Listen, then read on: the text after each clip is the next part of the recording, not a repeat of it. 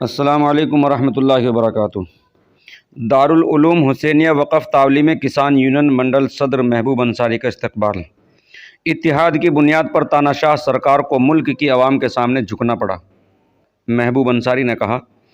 آج کسان یونین کے منڈل صدر محبوب انصاری نے آپسی بھائی چارہ اور آپسی اتحاد کے لیے ہنگامی دورہ کیا۔ سانجاک، تاولی، نرمانی وغیرہ میں علماء اور سماجی لوگوں سے ملاقات ہوئی۔ بہت سے ملی مسائل اور کسانوں کی کارکردگی پر تبادلہ خیال ہوا۔ دارالعلوم حسینیہ وقف تعلیم میں مولانا شوکت علی قاسمی کی سرپرستی میں محبوب انصاری کا استقبال کیا گیا اور ایک میٹنگ کا انعقاد عمل میں آیا۔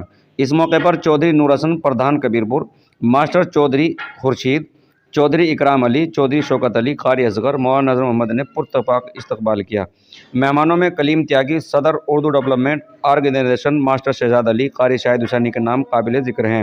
محبوب انصاری نے کہا کہ آپسی اتحاد بہت بڑی طاقت ہے۔ اسی کی طاقت ہے کہ جو آج تاناشاہ سرکار کو کسانوں اور ملک کی عوام کے سامنے جھکنا پڑا اور اپنی غلطی کو تسلیم کیا۔ انہوں نے کہا کہ ابھی ہمارا احتجاج ختم نہیں ہوگا۔